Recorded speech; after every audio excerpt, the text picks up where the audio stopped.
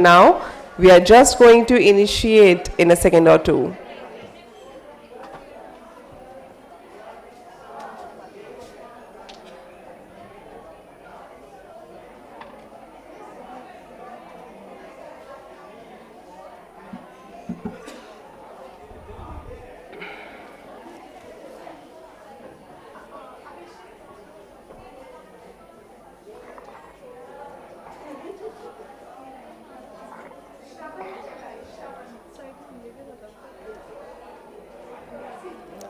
So all the delegates who are still outside the auditorium, I hope you can hear my voice.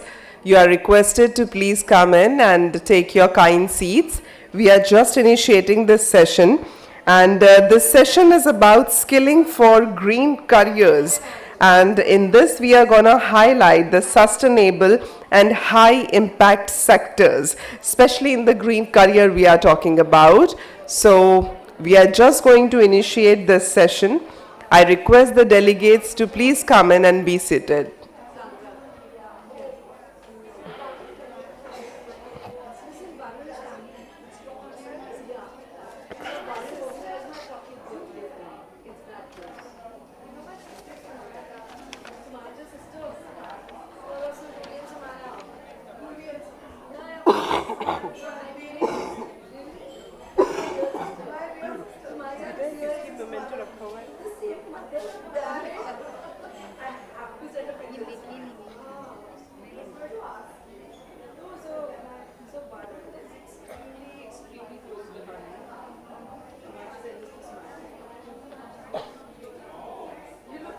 Delegates are requested to please come in. It's the time for the session now. So once again, welcoming you all back to the yet another session, and it is the special plenary 9. So in this, we are going to talk about skilling for green careers, highlighting sustainable and high impact sectors. So in this, we have got eminent panelists whom we are going to invite on the stage. But first and foremost, I would like to invite Ms. Priyanka Sharma from Mobius Foundation to please take over and then invite the panelists as well on the stage and start this session. I request Ms. Priyanka Sharma to please come on the stage. Ms. Priyanka Sharma, we can just start this session. May we have a round of applause for her, please. I have announced twice. You want to wait more? So we can wait a little bit, but I would request all the delegates who are outside, please come in and be seated.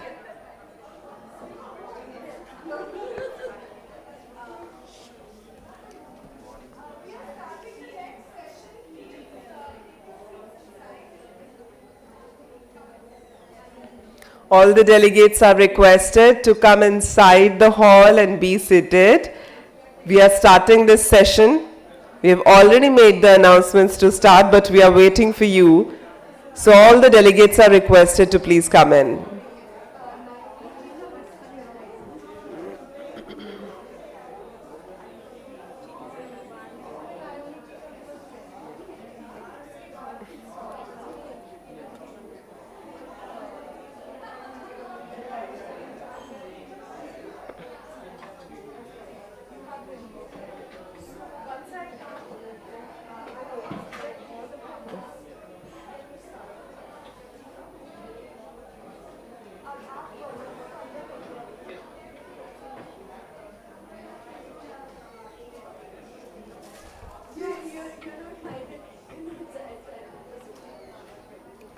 Delegates and participants who are still outside the auditorium, you are requested to please come in and take your kind seats. We have to start this session now.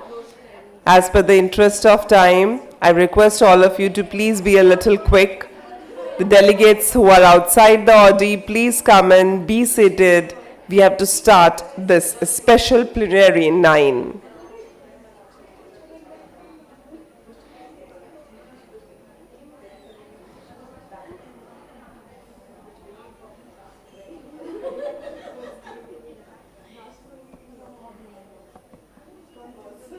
I can still hear the chats outside, so I request the delegates to please come in and be seated inside. We can continue and take on our chat in the next break.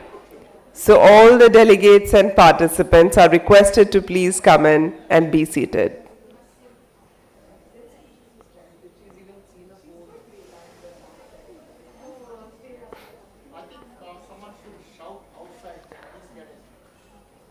So I think we have sent someone outside. Yes, we have sent. Mr. Shravan is taking care of it.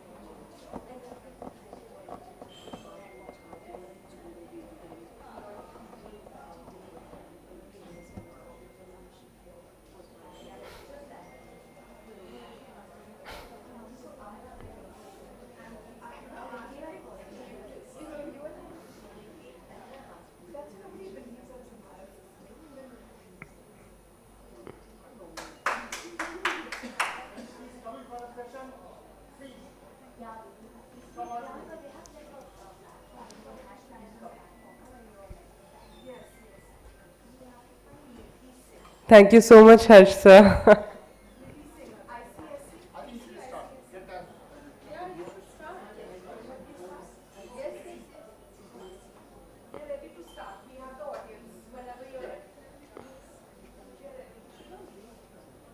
So I'll just, we can just start, Ms. Priyanka, with you. Yeah. Thank you so much. So Ms. Priyanka Sharma is here from Mobius Foundation, and she is going to take over from here for this particular session. So maybe have a thunderous round of applause so that the people still outside, they can hear our class and come into the house.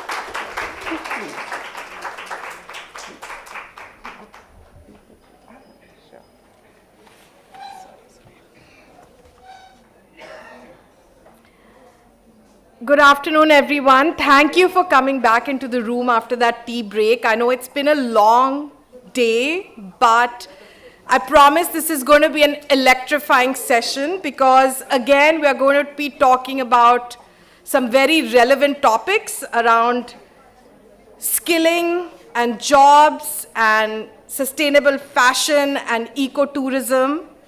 And we've got a really exciting panel lined up for you. We've got the industry, we've got the academics, we've got the developmental organizations, and we have some representation from the government as well. So hopefully we can have a robust discussion around these very important topics. The session is called Skilling for Green Careers. We decided to focus the session on some sort of alternative green careers or things that are not all science and technology driven. This is a session that has been curated due to our partnership with the United Nations Environment Program. So extremely thankful to Gayatri Raghava ji and Arpan ji for putting this together. I'm going to invite our panelists onto the stage, and then we can get started.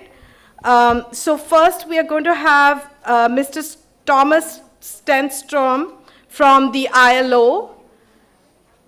Thomas G, are you here? Perfect, thank you.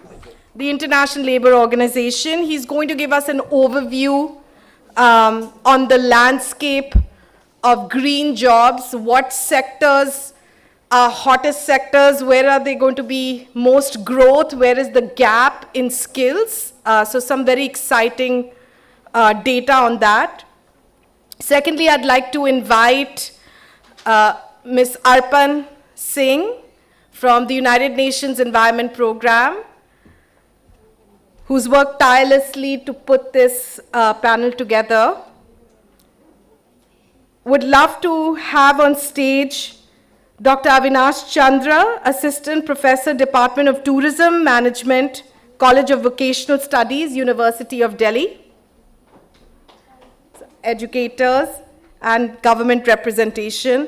Dr. Varsha Gupta, Professor, Master of the Design Department at NIFT, Ministry of Textiles, Government of India, New Delhi.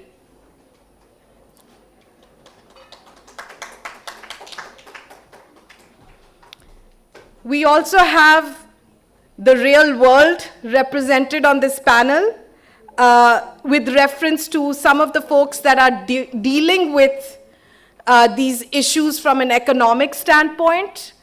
They are spearheading the green economy, if you will, and living both the promise, the opportunities, and the challenges associated with creating a green-focused business. And so would love to get their views on what level of skill they're actually getting out of the educational institutions and how that is helping you. Ms. Pallavi Mohan, designer and member of the NIFT Industry Advisory Board. Please give a big hand to our panelists. And Ms. Neeti Singhal, co-founder and director, ELF Outdoors, New Delhi. A big round of applause, please.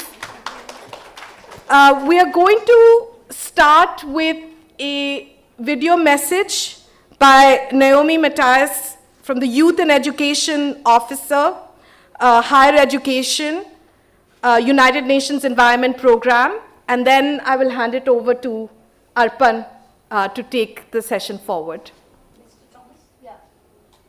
First, Naomi is good.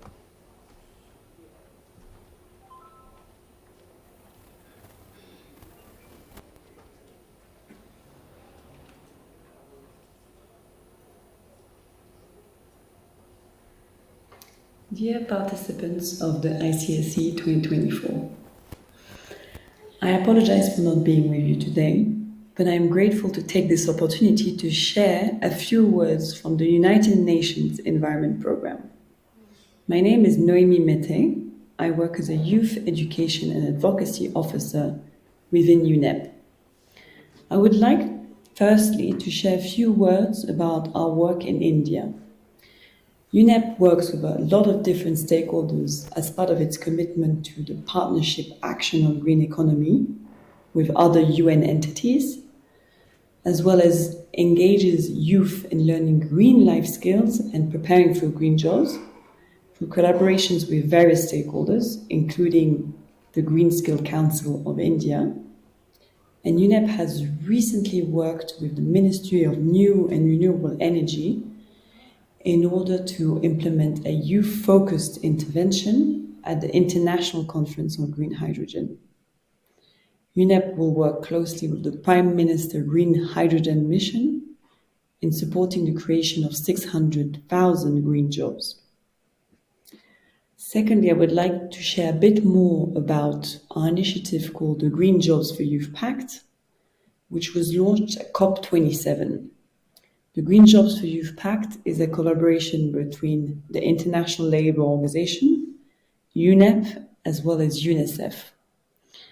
The aim is to collaborate with young people, governments, as well as private sector, workers' organizations, social partners, and education partners to accelerate commitments towards creating more green jobs for youth and fostering a just transition, as well as to promote sustainable economies. So we call different stakeholders to join the Green Jobs for Youth Pact. And so far, since COP27, the Green Jobs for Youth Pact has made positive strides in global as well as regional implementation. So from the government perspective, we received intention letters as well as commitments in order to advance policies and initiatives on green skills and green jobs for youth, including from Cuba, Kenya, Madagascar, and Senegal, and also ministerial endorsement of the pact at the LAC Ministerial Forum, as well as AMSEN. We also established a youth advisory group to ensure that the pact is really for and with youth. There are several accelerator programs that will launch in Africa, Asia Pacific, and West Asia, training young green entrepreneurs, as well as more than 4,000 students in circularity. We also worked on the development of a green jobs curricula in tourism. On the private sector part, we received commitments from various companies committing to upskill their own employees as well as to empower youth. So these companies are Ramble, as well as Plan International and LinkedIn. And there are way more companies to come that are currently working on their commitment. As for the education partners, we will build a green skill and learning accelerator that was already launched in Bangkok with the Times Higher Education and with the support of students' organizations for sustainability. The first hub of this global accelerator will be launched also in Kenya by the end of the year, and we are really hoping to work together with partners in India in order to launch another hub. In India, regarding the Green Jobs for Youth Pact, we are hoping to build a long-term plan in continuity of the Summit of the Future, which will take place this Friday with Mrs. Leena Nandan participating at the UNEP event around empowering youth for sustainable futures. So we will build on the back of that a collaborative work plan together to foster more green jobs and more green skills. I will end up by calling upon all the partners present in this room today, so youth, students, as well as education partners, employers, and the government, to join efforts together and accelerate our actions towards creating a greener and more decent future for our youth. By joining the Green Jobs for Youth Pact and supporting the implementation of an Indian hub for the Green Learning and Skills Accelerator. We stand with youth as our allies and partners in front of this big green skill gap challenge. We need to move more from commitments to actions to ensure a sustainable future for all. Thank you so much, and looking forward to continue on this partnership together. Many thanks. I'd like to call upon Mr. Thomas Stenstrom, who's a senior specialist with the International Labour Organization, to give us an overview of the green jobs and green skills landscape. What are the sectors that are growing the most, and where are the gaps? And hopefully then we can start to address some of those in the panel discussion. Thomas, thank you so much for being here. Thank you very much. It's a privilege to be here. Thank you to the organizers. So I'm with the ILO, the International Labour Organization, which all of you probably know is a specialized UN agency dealing with employment aspects. We are also working here in India with UNEP on the partnerships on action for the green economy, and we're also part of this Green Jobs Youth Pact that we just heard about. So I will just put a little bit of context when talk about green skills. We first need to understand what are green jobs and how are we defining green jobs. So according to us, to the ILO, green jobs are decent jobs that contribute to preserve or restore the environment. They help to improve energy and raw materials efficiency, limit greenhouse effect emissions, minimize waste pollution, protect and restore the ecosystems, and support adaptation of the effects of climate change. And those jobs can be found in different sectors, in the traditional sectors, such as manufacturing, construction, or in new sectors, like in renewable energy and energy efficiency. And if you look at the diagram to the right, we see that green jobs can be found in sectors that have green services or green outputs, or they can be found in green processes. But as ILO, we also say that they have to be decent, which means that the work has to be safe, free and fair and productive. So if you look at the rusted area there, those are the jobs that we consider being so-called green jobs. Again, if you look at the diagram in the middle, in the top left, we have the green jobs in green industries, which is quite straightforward. Then we have greening of jobs in the top right corner, in industries that are not defined as green, but there are processes that may be green. We can have green jobs in there as well. In the bottom left, we have sectors that we traditionally think are green, but there are also jobs that are not considered green in those sectors, right? And of course, we have non-green jobs in non-green sectors. So it's a bit of a gray area here. And we are working actually quite a lot here with our partners, with the Minister of Labor, Minister of Environment, to define exactly what are green jobs in the context of India. And we also need to, that's important to define what skills are needed as well. And you can see that there are a number of jobs or occupations that can be linked to various sectors. So in renewable energy, we have renewable energy policy analysts, we have electrical engineers, wind turbine technicians. If you look at agriculture, we have organic farming, we have permaculture design, organic farming research. In waste management, we can look at recycling program coordinators, compost operators, waste management technical engineers. In manufacturing, we have industrial ecologists, sustainable managers, energy efficient technicians.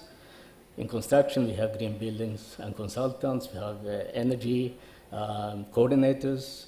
And in transport, we have planners, and so on and so forth. So there are so many different jobs and occupations across a range of different sectors that can be green, and also where we need to make sure that we have the right skills. And of course, looking at some traditional occupation or educations like engineering or research and so on, even though if they were not focused, they can be augmented with specialized in green skills as you go along. So even though it's a traditional education, there's nothing that hinders you from actually specializing on green and green jobs. And also we can look at green jobs across different career paths. For NGOs, for instance, there are a lot of occupations that can be green. You can be a researcher, a community organizer, you can be a scientist, a biologist. If you look at advocacy sector, you can be a lawyer focusing on environmental protection law. You can be media professionals that looking and promoting environmental sound principles, social workers. As an entrepreneur, you can be promoting green business. And these are all green jobs. Government sector, you can be a policy analyst, you can be an environmental inspector, you can be a scientist in climate change. Also for education and training, you can look at green skills training and so on and so forth. So there is so many jobs that are out there. So focusing on green, so across different sectors. So if you look at India, so India has a potential of creating around 35 million green jobs by 2047, according to this Green Job Skills Council. And the green economy will unlock a huge amount of funding. We're looking at sectors such as renewable energy, where we're looking at solar, wind, hydro, energy storage, and so on. We look at sectors in the environment, forest, and climate change, like solid waste management, water management, e-waste management, and so on. And we're also looking at other initiatives that are greening sectors, so sustainable development, looking at green construction, green buildings, green transportation, electric vehicles. We're looking at pollution, prevention control, green hydrogen, and energy storage. So these are currently the sectors that are defined as the green sectors here in India. And of course, it will be very important to strengthen the skilling ecosystem so that we can meet the demand in these sectors. So in India, we, as ILO, estimate that around more than 50 million jobs can be created in green sectors in India by, between 2021 and 2030. And as you can see, the big sectors here are water management, waste management, green construction, and renewable energy as well. And we will hear a little bit more of other sectors in the panel discussions as well. But these are the big ones.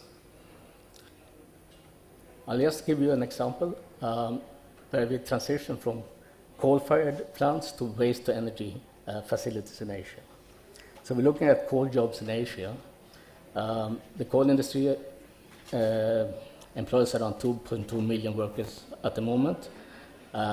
China is about 1.5 million, and India about 337,000 currently. And we do project that there will be a lot of job losses in the coal sector. So by 2015, we think that about 1 million work opportunities will disappear as we're shifting away from coal. And China and India would obviously be the largest hit by this shift. At the same time, there is a lot of potential to create jobs in waste to energy. So if we transition from waste to energy, we can potentially create almost 500,000 jobs by 2050.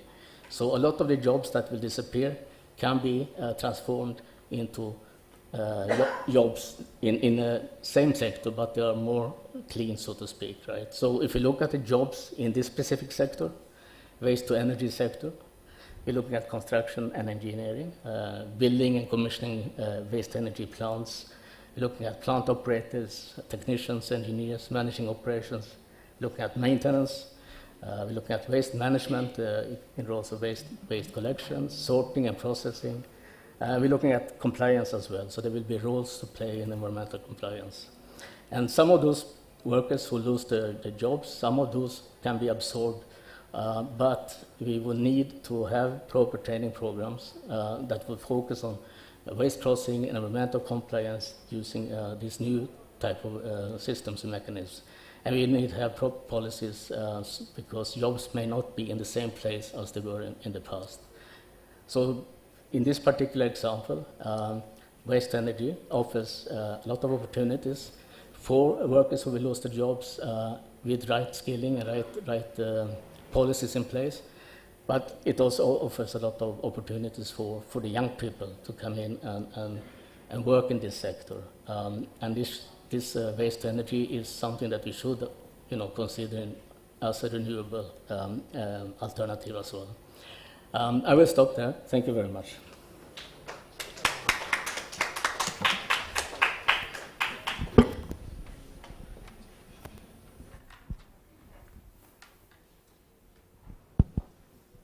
Thank you, Thomas, for that very comprehensive overview of what the green job sector landscape is in India, particularly defining for us what the traditional sector jobs are, how many jobs are to be created. 54 million jobs, that's a huge number. It's quite interesting to note that most of these do remain within the hard-to-abate sectors. In terms of understanding of where this kind of pivot can happen when it's not just hard to abate sectors, our third plenary session is going to focus on that.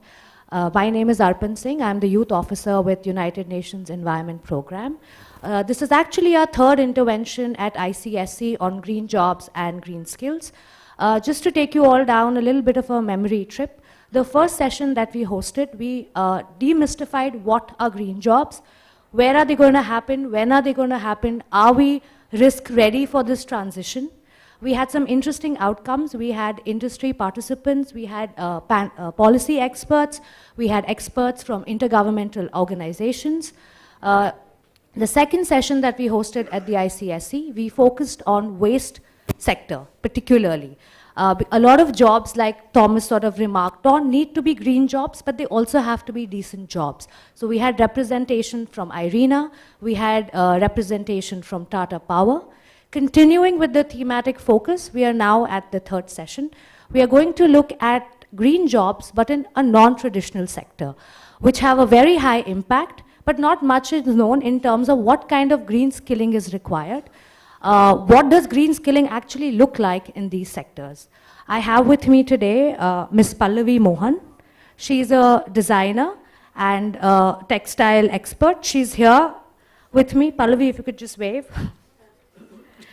Please bear with me. Pallavi Mohan is an ACE designer and member of the Industry Advisory Board at NIFT. Her design process is distinctive as she crafts and deploys intricate 3D embroideries and then builds silhouette that enhance individuality. Her commitment to sustainability is evident in her use of eco-friendly materials and production methods. It extends to her business, where she leads one of India's first green factories, supporting over 3,000 employees, while prioritizing ethical practices. The brand's presence extends across multiple boutiques worldwide, including Canada, US, Middle East, and the UK, and India. So as my conversation may have alluded to, first non-traditional sector that we will be looking at is fashion and textile. We also have with us somebody representing that sector from academia. We have Dr. Varsha Gupta. She's a professor at 9th Delhi with over 30 years of experience in industry and academia. Currently, she's also the head of research at NIFT. She did her doctorate in the area of recycling of textiles and used system dynamics modeling for sustainable development. Dr. Varsha, you'll have to demystify all of these terms for us. She has led the NIFT-UNEP partnership activities towards sustainable fashion education and has also been an external expert on the programmatic review panel at Limerick School of Art and Design, Ireland. Now, to shift gears, we also have another sector which is sustainable tourism. We have representation from academia and from the industry itself. We have Ms. Neeti Singhal. She is the director of ELF Outdoors. ELF here stands for Explore, Learn and Fly, where she blends her passion for travel with a commitment to environment education. As the founder behind ELF Outdoors, she creates eco-friendly travel experiences that foster connections between nature and people and local communities. Neeti's vision extends to schools integrating outdoor and experiential learning with classroom curricula to enhance environmental awareness and support the SDGs. Her approach lays the foundation for helping children build a green mindset and equip them with the early skills needed for future green careers. Finally, we have Dr. Avinash. Dr. Avinash is an assistant professor in Department of Tourism, University of Delhi. He has served as vocational trainer for travel and tourism trade under the centrally sponsored scheme of vocationalization. He brings with him a lot of academic experience into what it means to actually have sustainable tourism. Thank you again to my panelists for being here. May I please have a big round of applause for them to take out the time from their busy schedule. My first question would actually be to all of you, and it's more of a personal tale that I would want to sort of glean out of you.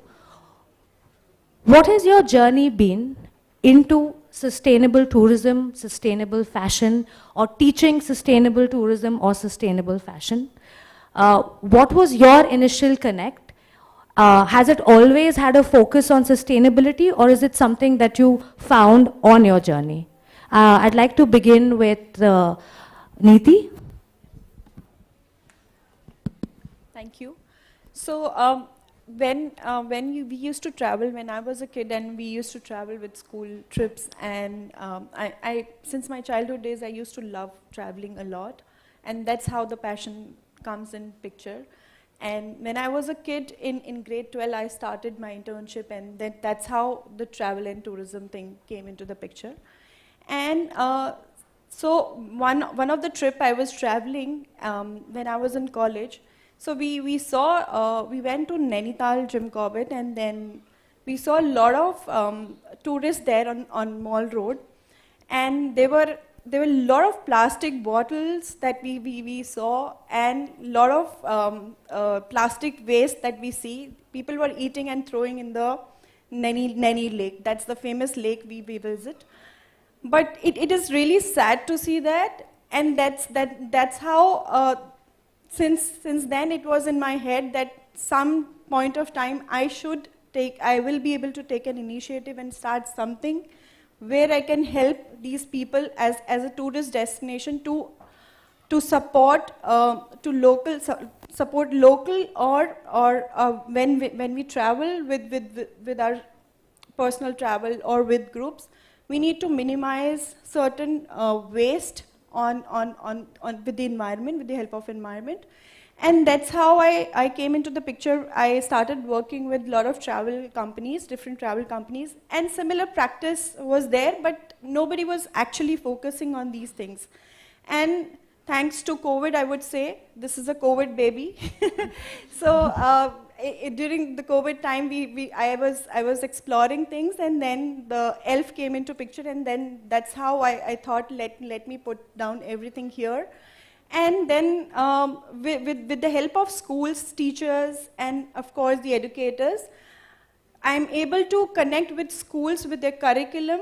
And of course now with IB schools, it was part of their curriculum that CAS has to be a mandatory thing.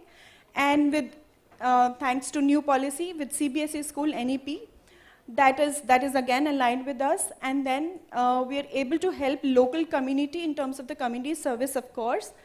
And we have been helping local community in terms of the schools or local villages, whatever is their requirement. So we identify the needs of any particular destination. And then that's how, with the help of students and school, we help them out with the resources, right resources at the right point of time. And of course, coming back to the plastic waste that I was talking to you, so we recently came up with an idea that we should bring back all the plastic waste to Delhi, and we can maybe collaborate with some of the NGO and give it to them so that it can be recycled instead of leaving there at the destination. So that's one initiative we are planning from this season onwards.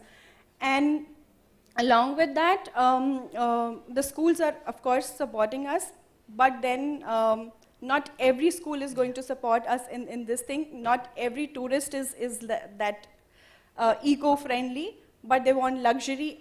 Everything should be provided at their doorsteps. So that's how it is. So this was the thing that came into picture, and then that's how ELF came in, and then we are planning to have a little bit more. It's very encouraging to hear you, because I think when you sort of venture out as an entrepreneur in fields which are not commonly open to us, I think you're doing a commendable job. And we'll obviously sort of hit upon what you've said, the blessing of COVID, I think, for nature itself. I mean, outside of the loss of human lives, I think it was a sobering experience for us to look at our consumption and how we actually deal with nature. You've also, of course, alluded to, the government practices or the lack thereof. We will come back to all of these. Yes. Now, I'm going to ask you to just shift the mic towards your right, and I'm going to ask Pallavi this question. Pallavi, we've all heard of brands like Shein, Zara, H&M, which is fast fashion. They have made fast consumption aspirational. So why did you decide to not go down that road and actually create a brand which is very sustainable across the supply chain? How did you get into this? What prompted you? What is your connect? Please do share with us. Thank you so much, Arpan, for having us here. I just want to say that we were just having a discussion. We all met. And I think what drives anyone who wants to make a change is passion, right? It has to be inbuilt. It's not a subject. It's a responsibility. How it came about in my family and in my DNA is about wanting to leave a legacy behind.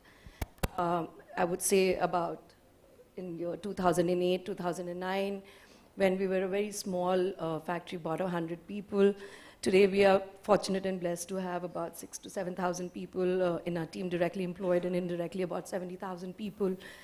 There's a huge responsibility when it comes to running a unit such as this. And it's just not, for me, environment is just not nature, but within nature comes humans as well. So we as a company have, all our factories are compliant, they're all certified. We do our ESIPFs. We look after our people and the environment. We started, I would say, water harvesting in the year 2007, 2008, when sustainability wasn't a trend. Today it's a trend, it's a norm, it's a want, it's a subject of discussion, but we started doing this back then. We started recycling water from the washing, again in the year 2009, 2010, way before it became an essential. Most European companies don't even work with factories if they don't have the social compliances. So yeah, it really started from wanting to do something right. The challenge is, yes, you make less money because it's expensive to be sustainable. We all do know that the government grants or support in this sector is very little in the textile industry, and we are one of the most polluting industries in the world. We're the third largest polluting industry in the world. So when it comes to my brand, I've always believed in making things beautiful. You know, I am very blessed to own heirlooms from my great-grandmother, the beautiful pieces of textiles, the shawls, the saris. I personally am somebody who's bought things because I've loved them, not because they're just trendy. I believe in quality, I believe in craftsmanship. That's the DNA of my brand, and that's what I wanted to keep. Something that you would keep as a piece of art, not just as a trend for 2 months. I don't buy things that I don't love. And I would want my people, my clients to feel the same. So this is what the brand resonates and does. I think that ethos of love and passion and wanting things for the right reason, I think that's a common thread between you and Neeti. Wanting to do right, but also wanting to make it make sense. Yeah, and it shows. Your clothes don't degenerate, right? Like they're still good after multiple washes or dry clean. And of course, we have a tradition of sustainability, like you alluded to. Our mothers' saris are going to be given to us, and hopefully we can give it to our children. I mean, that is our Indian tradition, absolutely. Yeah, we've had the kabadi culture since over 100 years. India's been recycling, being sustainable before even the West knew about it. Yeah, absolutely. So now to get the perspective of, we've heard from the industry, from people actually, the boots on the ground, right, who are there in the field working towards these things. Now I'd like to hear from Dr. Varsha. Do you think our colleges are equipped or our colleges equip our students to deal with this reality like the way Pallavi and Neeti has? What does it actually manifest in terms of syllabi, in terms of curriculum? If I could have your thoughts on that. And also your journey being a sustainable fashion teacher. Yeah, okay. So, sorry. Can I start with my journey first? Absolutely. Yeah, okay. So, I'll be very honest.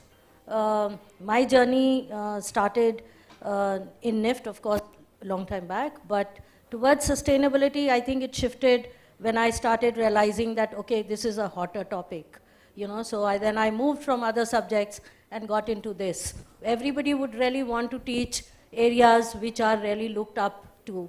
So I think that was a path-breaking move for me, because it also kind of the genesis of this whole thing also started at one of the local clusters that I visited, which was making chindi daris at that point of time. I'm talking about 2002, when of course all of us know about chindi daris, and we knew about chindi daris, but that was, I think, one study that I did in that particular cluster, and that took me forward towards more, depth into aspects of sustainability, and more so not only environmental and eco-sustainability, but more towards social sustainability. So I think that's where my journey started, and then I feel I have never really looked back, and I've tried to ingrain it into as many things as possible, not only in my teachings at NIFT, but also in my own personal life, passion, wherever possible. So I've tried to include that. With respect to the question that you asked about the colleges, and I'll speak first specifically from NIFT, because that's where I've spent like my longish years. I've been there since 1995. So over a period of time, I have seen how the curriculums have changed, and how, if the institute really wants, and if the academia is really interested, you can really make a difference. And I think in the whole journey that I have seen, there have been, every time there is a curriculum review, initially I remember a time when people used to say that, bring on sustainability, that these are areas which we need to talk about. The world is talking about sustainability, so we need to bring it into our curriculum. And from that phase, I have now come down to a phase where I see that no one talks of sustainability. It is like considered as common sense. It has to be incorporated. You can't run away from it. It has to be incorporated, integrated at every point. You cannot say that, okay, I'm going to teach sustainability. I don't think that's a good idea. Everything that you are teaching, so if you're talking about pattern making, if you're talking about garment construction, if you're talking about any kind of form, materials, anything, marketing, management, visual display, anything and everything, you have to start with the concepts of sustainability from day one. So I think if institutes can do that, integrate it with every aspect at every level, it is what is going to bring about a change. Otherwise, we'll keep talking about it, do you teach sustainability or not? So I think we need to move away from that mode. More than that, I wonder if we really need to teach sustainability to anybody. We all know it. I don't, I think we've been brought up like that. It's just that we have to be told again and again that, go back to your roots, go back to your common sense. The way we have grown, do you think we have lived an unsustainable life? Not at all. We've lived extremely sustainable life from our childhood. In my childhood, I don't remember when I went to my dadi's house or nani's house, I don't remember seeing a dustbin. There was no dustbin. Because there was nothing which came out of the house which was actually going into the dustbin. Some little peels of fruits and vegetables, that also some local local goat or a cow or someone will come and eat it. So from there, even today, even whatever strata of society you may be, but you'll never throw a jam bottle. You'll still use it for something or the other. If nothing else, you'll keep on one corner of the door and say, maid aigi, please take as many as you want. So I think we don't really need to be taught. It's just that we need to understand that these are important things and how we need to integrate. Absolutely. I think our traditional practices have kind of trained us to look at it as part of our life, especially if you teach it in a curriculum fashion. You kind of make it the pariah. Sustainability then becomes a pariah. It's another cause to be dealt with. Unless you have it across, cross-cutting and embedded in a mainstream way, I guess it won't work. Absolutely. I think I can't help but remark that, the gender balance of this dais is so interesting. We have two men to offset the gender, overbalance that we have. So in that vein, I'm going to come to Dr. Avinash. Dr. Avinash, you've been teaching ecotourism, and Neeti kind of remarked that the people who go at these tourist destinations, there is a complete lack of awareness what it means to be a decent traveler. You want to go to a Bharatpur, but you also want to, as someone told me in the chai time refreshment, you also want to play loud music and scare what you're there to see.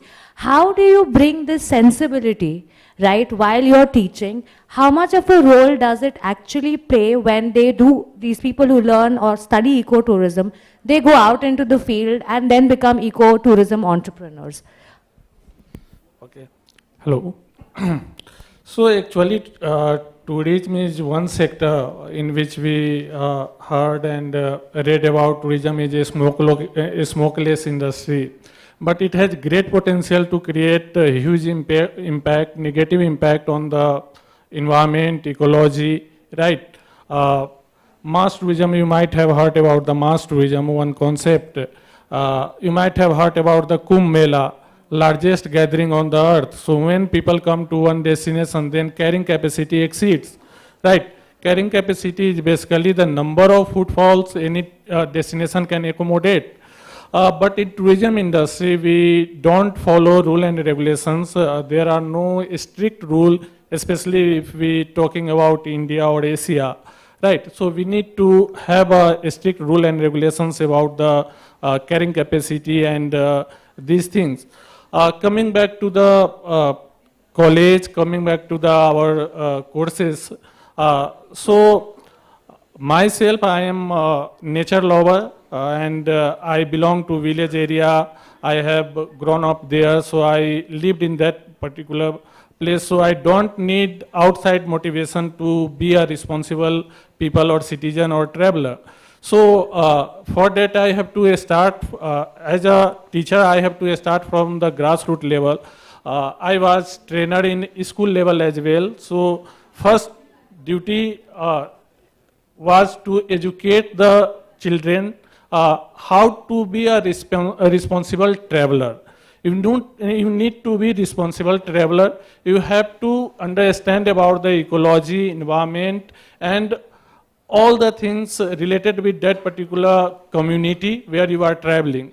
Right. So once you understand that, once you think that you are responsible travel, then the concept of sustainability comes. So it is very vast concept, right? Sustainable tourism is that kind of tourism in which you travel to the destination without having negative impact at the destination, right? As well as you provide benefits to the local community, right? So it is a broad concept, and tourism is not something you can teach. It is a practice. Sustainability or ecotourism is a practice. You have to follow it. So you have to educate your student how to behave yourself when you are a tourist, right? How to approach yourself when you visit to any destination, right? So that is the biggest thing that motivated me to study sustainable tourism, ecotourism. I am fortunate enough that I am a part of syllabus development, curriculum development under NEP, National Education Policy 2020, and in which I have included 3 papers which is based on sustainable and ecotourism. Right? One paper is ecotourism, second one is sustainable tourism and development, and third is ecotourism and entrepreneurship, which is mainly practical paper in which we assign different tasks to the student. They have to visit to the society, to the area. They have to identify the small things, like one exercise is you have to identify 10 plants or trees which have ecological, environmental benefits for the society, right? They have to understand about the ecotourist needs, their requirements and psychological barriers. What are their barriers? Why tourists, they don't want to be a sustainable tourist or eco-tourist? So we have to understand that. So like that, we have created 15 and 20 practical exercise in which we impart knowledge to the students about how to be a responsible tourist, how to be a good civilian, and how to do better for the society, how can you reach to the community. So we have to start from the grassroots level, and that is the biggest motivation for me. Thank you, Dr. Avinash. Actually, I'll just continue with this, and I'll have a, Neeti, if I can have your sort of, rejoinder to this. Because while Dr. Avinash has sort of commented, right, there are these specific curriculum which do talk about what it means to be an eco-tourist. How much of that do you see actually in practice as an entrepreneur? Because, we are all like in the world where we've all seen Katrina Kaif getting married in some destination and some other actor getting married, and like they find these beautiful ecological spots and they go and absolutely go and trash them. So while there is the academic knowledge, right, what does it actually look like and how does it relay in your profession? I believe it's us only, the youth, which is spoiling the environment. That's what I feel when I travel to any destination. Destination wedding, again, it's a huge thing which we need to stop as a youth. I think we need to start this from our own thing, that especially having it in Jim Corbett or maybe Bharatpur or maybe Ranthambore, that's a big no. I think we need to cut down on these things for sure. And when we talk about practical knowledge, it's actually 1% of the tourists who are actually knowledgeable, who understand that these are the things that we need to avoid or we need to work on. Like, for example, it's a very small thing, carrying your own water bottle. It's a very small thing, but then when it comes to actual reality, you won't believe that the tourist will start fighting with you why you're not providing me a water bottle. That's really sad, because we are actually educating kids to have sustainability or stop using plastic and all these things in the school itself. Right from grade 1 we start all these things. But when it comes to actual reality, these things are actually missing. There is a huge gap that we call.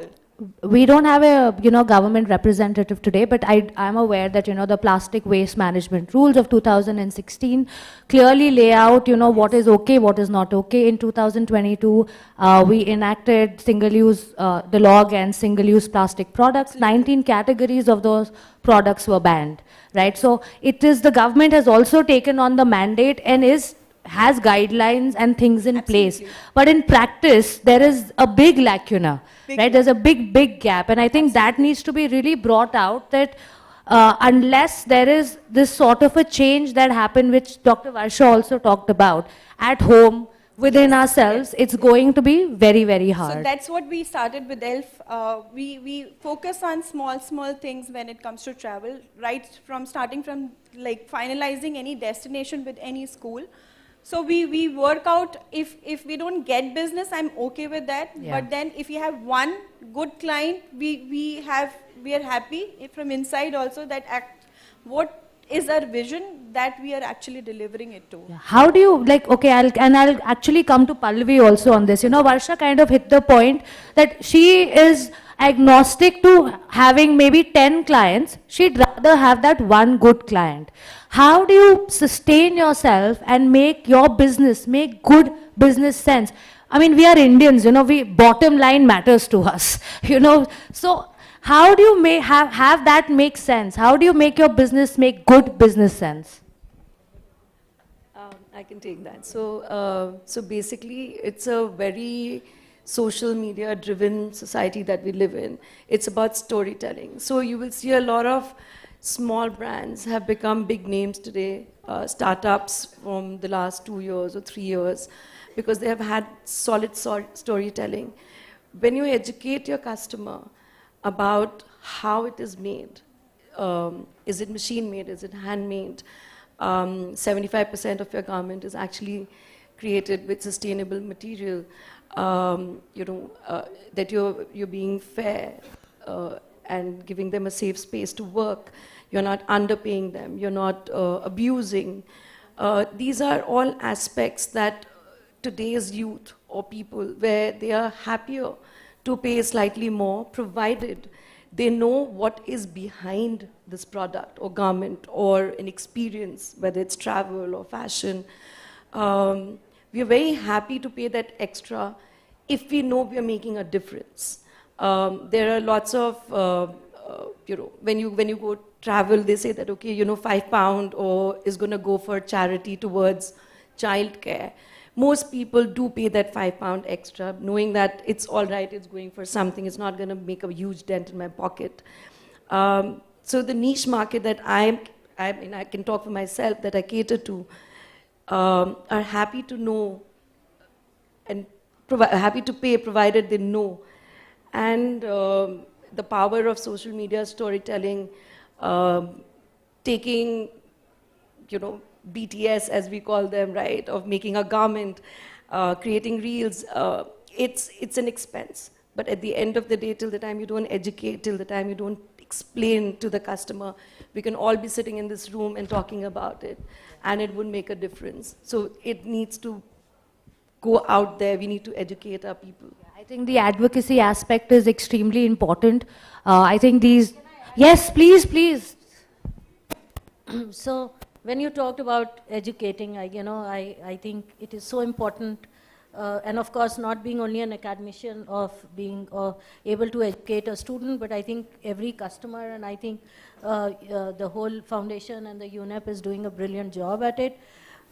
It reminds me of one of the shoe that I saw, and without of course naming the brand, made from the finest wool from New Zealand, knitted in Taiwan, fabricated in China, and then we are buying it in India. So I think we all really need to be educated very well, so that just something like a storytelling on social media is not something that we really get influenced by. So if we are well educated, we have our eyes open, we should be able to identify these things. Yeah. Absolutely, absolutely. I think that the sustainability aspiration, it's become one of those, ticks to have, that, oh, I am a sustainable brand. Whether what it is in practice, I think that we need to be a bit more curious, which brings me to the question of accreditation, government compliances, like what is out there in terms of guidelines and accreditation in India currently, which can support these businesses, what is the lay of the land in that space? Dr. Avinash and Varsha ji.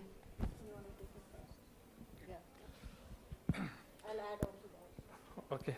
So in tourism industry, government now they are more concerned about the more greener tourism, right? Government has especially Ministry of Tourism has 7 pillars in tourism industry, which is they have developed for the sustainable way of development.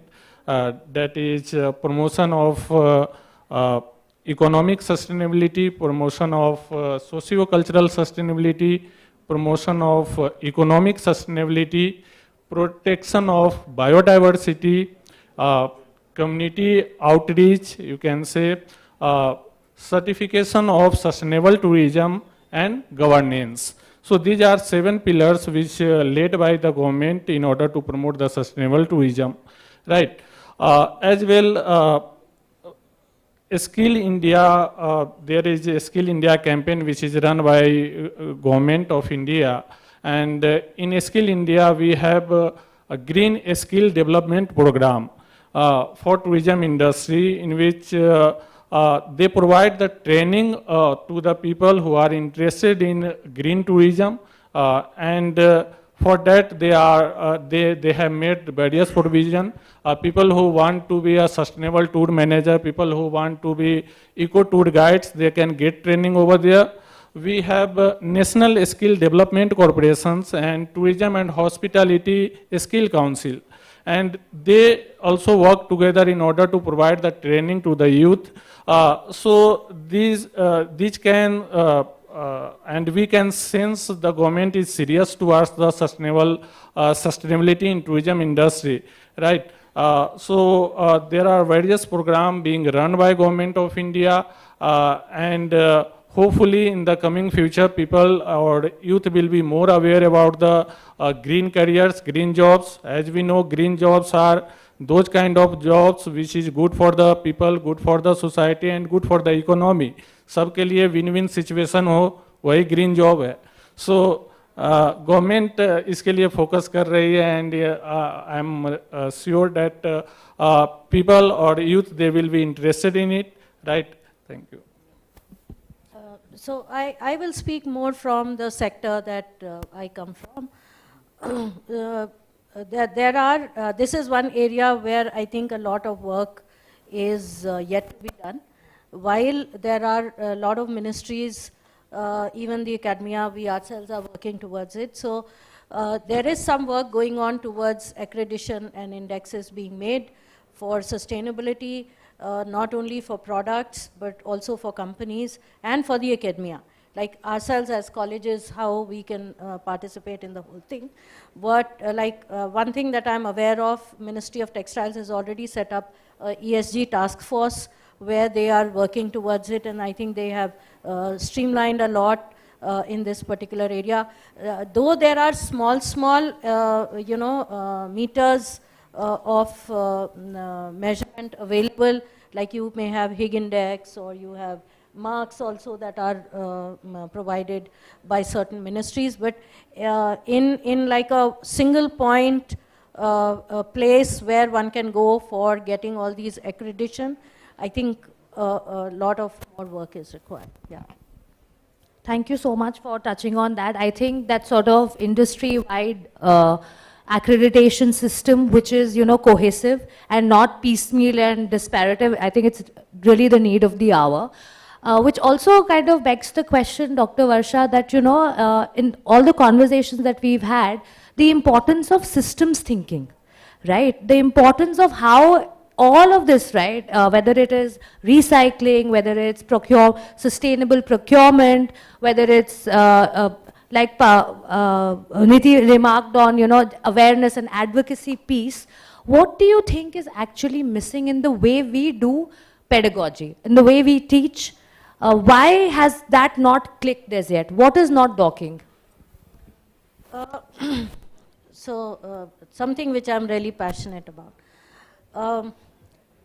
Yeah, when we look at different curriculums, when we look at what schools are doing or colleges are doing, a lot of times we end up looking at incorporating certain techniques in the curriculum, like, you know, design for durability, design for dematerialization or recycling or things like that. You cannot address these issues in piecemeal. You have to look at it in totality. And I'll give one example which comes out of our own labs. And I think I did talk about it, and I'm going to give you the same example because it kind of speaks a lot of why creating a system is very important.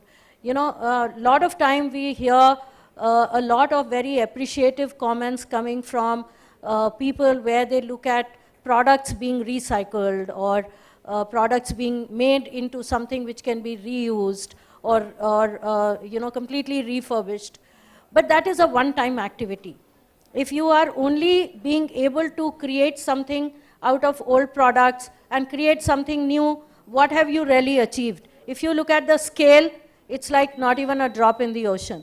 So unless and until you streamline that into a very systematic approach so that all these activities of recycling or designing falls in a particular system, then it is where you're going to make a difference. And the example that I'm talking about is, like in our own labs, we have, let's say, a lot of fabric wastage. We tell the students to create something out of it. That's again a one-time activity. Every time that designer is required to create some new product out of it. But what if we integrate it into a curriculum in a manner that no waste, one, either no wastage comes out, or two, as the last exercise, one of the assignment is that whatever is the wastage, it has to go back into the loop so that there is no wastage getting out of it. At the same time, bring in concepts of social sustainability, that, okay, if you've used pins into cutting fabrics or whatever, ensure that that doesn't go into the waste, all the pins are removed, the last leg where that particular garment or the fabric piece will go, someone is a rag picker or someone is picking it up, so those aspects also have to be taken care of. So if we create that into a system, the complete chain will get incorporated, and I think the difference will Sorry, be much Dr. higher. Harsha, I think we are being very politely intimated to kind of wrap up the session fast. But before I go, you'll just have to bear with me. Sorry, educationists can't stop speaking. No I'm so problem. sorry. I'm one to say I totally understand. But before we wrap up, you know, there are some young people in the audience. But, so if you have a piece of, you know, good counsel, Niti, Pallavi, Varsha ji, Dr. Avinash, to just share with them, because this is an uphill task, you know. You've chosen a field which is, it's a Sisyphus mountain. So please just share some good counsel. I'm no educationist here, but I would just want to say that just one very simple thing to each one of us is that it has to be passion. You have to learn. You have to understand the industry. You need to understand it's all out there. Just learn about it and make a difference. That's it. Niti? So I believe one has to be, of course, as ma'am said, Pallavi ma'am clearly said, passionate. So one needs to be passionate about your career, whether it's any career you choose, and how ethically you can work on things, whether it's sustainable or whatever we are doing. We should keep in mind that we're not harming environment or keeping the environment safe. Things should be done in a way that everybody is safe, and we work on our things as well. So Thank you, Neeti. Varsha ji, and of course, we'll finish off with the gentleman today. Yeah, a very quick one. Don't shy away from learning the technical basics of sustainability and then apply common sense. Amazing. I have to only say, be a nature lover, be a responsible traveler. So when you will be responsible traveler, rest of the things will fall in place. Thank you very much to our esteemed panelists. May I please request a round of applause? This was UNEP's session on green scale and green jobs in high impact sectors. Thank you very much. Thank you so much. Thanks a lot. Maybe please have a photo up of all the dignitaries. Yeah. A group photograph of all the dignitaries together over here. And since we have them on the stage, we would like to felicitate them. And to do the honors, I would request Mr. Burman to please come on the stage and do the honors, sir. May we please welcome Mr. Burman on the stage.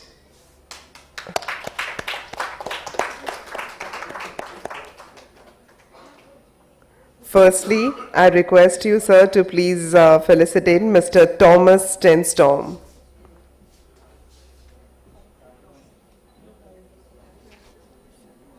I would like to say that this is just what we needed.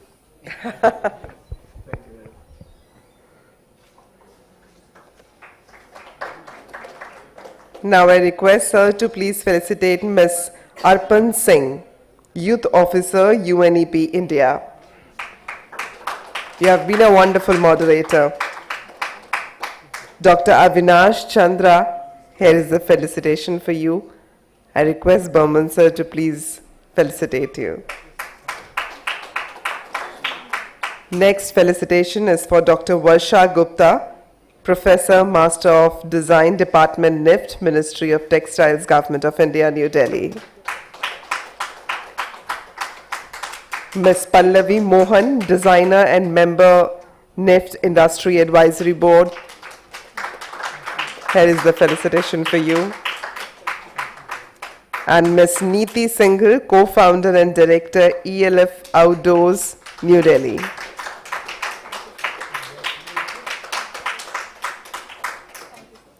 Thank you so much, sir. Thanks a lot, sir. And I also thank all the dignitaries for being here. Thank you. And now, my dear friends, we are on